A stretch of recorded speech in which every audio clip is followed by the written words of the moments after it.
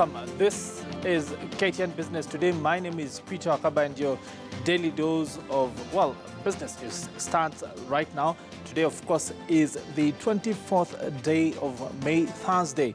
And from us here at our Mombasa Road Standard Group Center Studios, it is Karibuni Sana. Well, today, a wide array of stories for you, coming at you from several different places to bring you up to speed on what exactly is happening right across Kenya in terms of the economy, in terms of business. What are the things that are happening out there that affect you and your money? Well, the answers to some of those questions here on this show today. We will be speaking to you about what exactly is happening in terms of the weather. We've seen flooding in several different places. What has been their perspective? We will be going live to Nyeri for an update on that. Other stories that, of course, have come out today. Several different organizations, banks, releasing their Q1 results. What is that perspective later on in the show? Also, the fact that it is water everywhere. A story about the Kenya Bureau of Standards and the water sector. The president also going out today and, well, officially launching the Rapid Results Initiative in the water sector. That and many other perspectives here on the show. Today is also the day that the alcoholic beverage industry has come together to say that it intends to self-regulate it. Several different businesses, especially those at the front line of that conversation, 10 of the largest manufacturers having come together to sign, what they say are terms and conditions that will regulate a code of conduct for them and their various stakeholders going forward. That also later on in the show. As ever, we want to start off with a quick look at the markets, a quick look at what exactly the currency conversation has been, and bring you up to speed on what exactly has been the trade with the shilling versus various currency pairs. Now, the Kenya shilling pegged at 169, 189 for the dollar, buying and selling levels respectively. The sterling pound pegged at 135.27, 135.57 buying and selling, while the euro is trading for 118.59 shillings buying and 118.87 shillings selling. Well, that is the money conversation. What exactly has been the performance at the NSE? Turnover, 1 billion shillings flat in the past trading session. Shares traded some 50.9 million different shares changing hands. They are being bought and sold. The NSE 20-share index being pegged at 3,433.56 points. They are continuing its CISO and bond turnover pegged at 1.4 billion Kenya shillings. Well, what is the perspective from the bulls and the bears? These are the most active stocks, those that have been driving trade: Athi River Mining, Cement, Safaricom, KCB, and Kenya Power. Now, Athi River Mining Cement moving 9.32 million shares, Safaricom 4.73 million shares, KCB 2.19 million shares, and Kenya Power moving volumes of 1.3 million shares so far. Well, winning stocks of the day: Umeme, that is the Ugandan, utility. National Bank of Kenya, Eveready and Sasini. Umeme trending upwards 9.55% to 10 shillings 90 cents. The National Bank of Kenya up 8.73% to 6 shillings and 85 cents. And Eveready trending upwards 8.33% to 1 shilling and 95 cents, while Sasini is up 7.45% on the day to 25 shillings and 25 cents. Well, those are the winning stocks. What are the losing stocks of the day? Car in General, Flame Tree and East Africa Cables. Now, Car in General is down 9.57% to 26 shillings flat. Flame Tree shedding 8.57% to 3 shillings and 20 cents. And East Africa Cables down 7.22% in day trading to 4 shillings and 50 cents.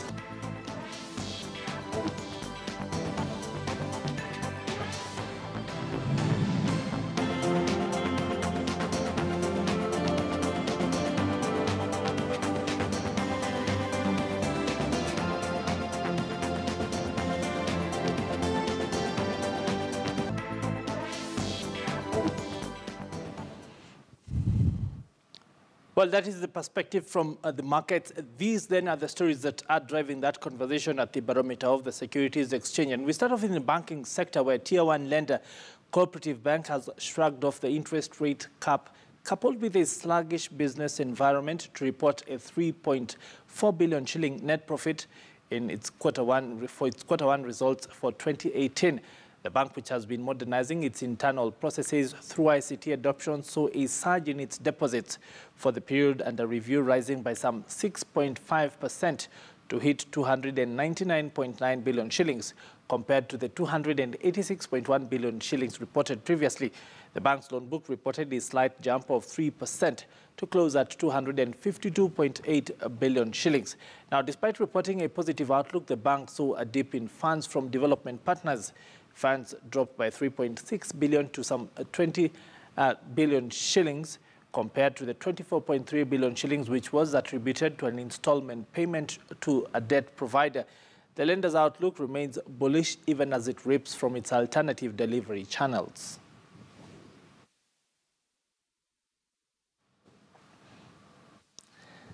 Well, climate change is now a reality, and countries like Kenya bear most of the brunt of that equation, brought about by pollution and environmental degradation. Now, one of the ways that has been examined as a path to ameliorate these effects is the introduction of green bonds. So just how do these work? That is explained in the following story. A green bond is something most of the world is still positioning itself to adopt. These green bonds are like regular bonds, which are fixed income securities that are issued as debt, but used to finance projects with environmental benefits. Since mooting off the idea in Kenya in 2017, the country has been in a race to make them reality. We believe that green and sustainable finance presents a great opportunity, and as an exchange, we seek to provide all the support we can to help our listed entities and create a level playing field for responsible business. It is noteworthy that we are yet to reach global consensus as to what should be the globally applicable green standards. And therefore, the partnerships that Kenya adopts will be central to determining the scale of funds we're able to attract as a jurisdiction. For the initiative to succeed, there is a need for a greater cooperation between the public and private sector. According to the Climate Change Bonds Taxonomy, the green bonds market currently accounts for a colossal of $155 billion US. And while the Kenyan market alone has 2.4 trillion shillings potential market, so what are the benefits? The National Treasury also has its own financing needs, some of which, and let's say financing needs meaning projects, some of which actually are green and can be packaged in a green sort of portfolio. And it seems to us that this is why we are here, meaning it is quite possible to pull out specific things, just like we have now infrastructure bonds. Achieving the ambitious SDGs and the Paris Agreement can only be possible by working and pooling resources together globally, regionally, and nationally, and jointly between the public and private sectors. In the race to provide an additional source of green financing and also to take advantage of green bonds market, sustainable green projects stand to make mostly benefit. Perhaps what also needs to be added is civic education on what most say is a complex world of finance jargon, even as the financial sector looks so green. Fahmo Mohammed, KTN News. Well, the conversation around green bonds, of course, means that we continue to deepen the currency, the various markets in Kenya around currencies, the markets at the NSE, and of course, the benefits to various farmers out there. Now, moving on, and now this time to the water sector. Now, in a bid to ensure standards are adhered to in relation to bottled water, the Kenya Bureau of Standards, KEBS, has today had a meeting with over 350 players in the water sector and took them through the requirements in bottling water. KEBS Managing Director Charles Ongwae assured Kenyans that its key role is to facilitate trade, protect consumers from harmful substandard products, and also protect the environment. Today, not just water, but permits across all products, the 11,260 products that are certified. Today, we give you a permit that is valid for 1 year. But we want to give you an option that will give you a permit that is valid for 3 years. Of course, that event coming against the background of a recent crackdown that saw the company, shut down several water vendors and distributors, saying that they were not up to standard and their products were not up to scratch. So it is indeed kudos on that bit. Well, stakeholders in the alcoholic beverage industry are proposing stringent self-regulation as a way forward to ensure that the country tackles the issue of illicit alcohol. Now, under the mantle of the Alcoholic Beverage Association of Kenya, ABAC, 10 of the largest manufacturers in that sector have today signed a self-regulatory code of conduct that will guide how they sell and market their products to consumers. The alcohol industry has in the recent past been under thorough scrutiny due to the pervasive effects of the unregulated and alleged illicit brew that has found its way onto counters across the country. The proliferation of substandard drinks has been blamed for damaging effects on consumers' health and a host of social ills like addiction, dips in reproductive health in some parts, as well as drops in the productivity of consumers. Out of the constant friction with various arms of government, the manufacturers say they are ready to hold each other accountable and asked for more surveillance on the grey and black areas of the market by government. And one of the things that we are calling for is for government to support us as well, because if we grow, the revenues are going to grow. And we're also encouraging regulation that does not hamper the growth of our business. So because our businesses need to be sustainable. And retailers are at the front line in the war against counterfeits and illicit brews. Under the Pubs and Restaurants Association of Kenya, PERAC, they have urged the government to stop its lazy approach to tackling issues like illicit brewing and substandard products. They are also accusing government of targeting legitimate businesses. That the counties are structured at the moment are not adequately addressing the issue where they need to be addressing. The biggest problem with alcohol sale is actually illicit alcohol, but we tend to feel that they're focusing more on the legitimate businesses as opposed to dealing with the vice of illicit. And that's something that we feel that we need to come together and get workable solutions to address the problem. ABAC says it will likewise set special standard for advancement of responsible drinking and dispersion of alcoholic items as it focuses on bringing out the most outstanding level of duty and morals from the retailers and workers in their channel. Julie Owino, KTN News. Well, positive developments there in the alcoholic beverage sector now. Today is Thursday, indeed Throwback Thursday, and here on KTN Business we have what we call a throwback in business. And today, public transport remains big news here in Kenya. In some parts of the country, Probox vehicles remain the only viable means of transport, even as the rest of the nation continues to transit towards big buses. This, however, is all still relatively new. Now, decades ago, the Face Me, Dala Dala or Matatu was the rage of the day. Tobias Chanji examines this trend in today's edition of the Throwback in Business.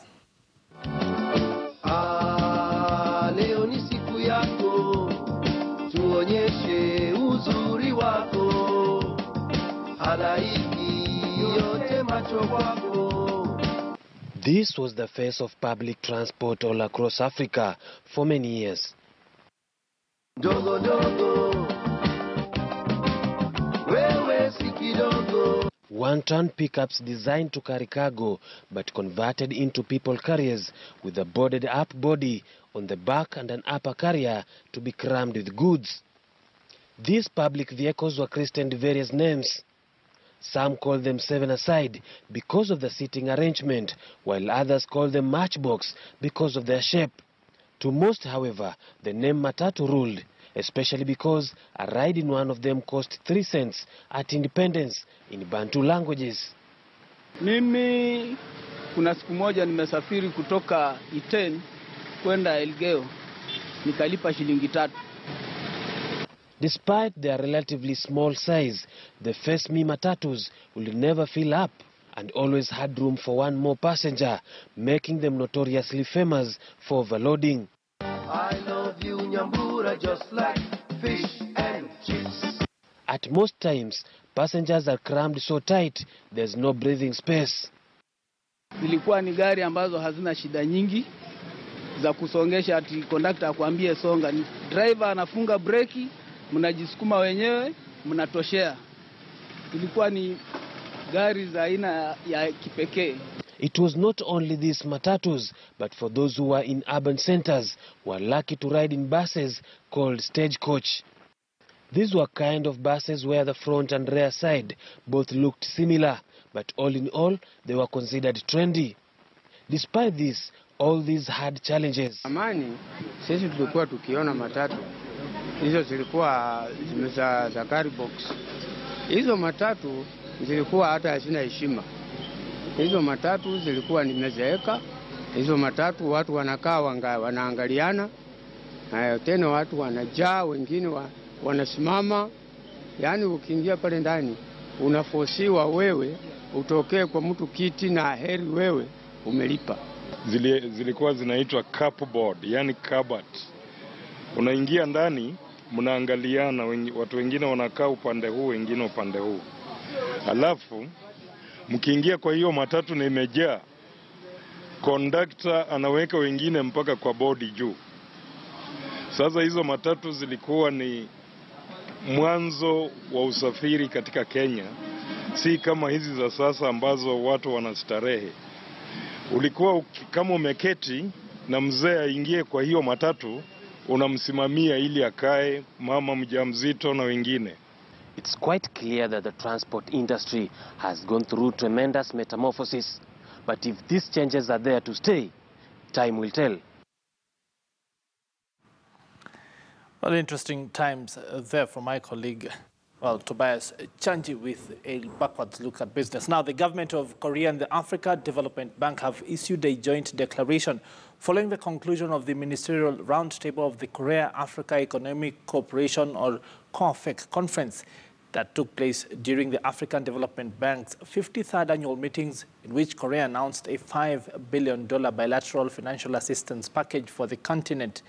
The ministerial roundtable is the signature event of the biennial COAFEC conference, gathering a peer group of African ministers of finance who also serve as the African Development Bank Board of Governors to discuss topical issues and the Pan-African approach to engagement with Korea. The $5 billion financial assistance package will be delivered over 2 years through partnerships with various development agencies, including but not limited to the Africa Development Bank Group. The package leverages resources from various Korean bilateral agencies and platforms, including the knowledge-sharing platform, the Economic Development Cooperation Fund, the Korea Import-Export Bank, among others. Other sectors set to benefit include the extension of the General Cooperation Agreement, which allowed for the replenishment of the COAFEC Trust Fund housed at the Africa Development Bank with $18 million. The trust fund, now totaling some $93 million, will continue to provide critical capacity building grants and resources for project feasibility studies throughout the continent.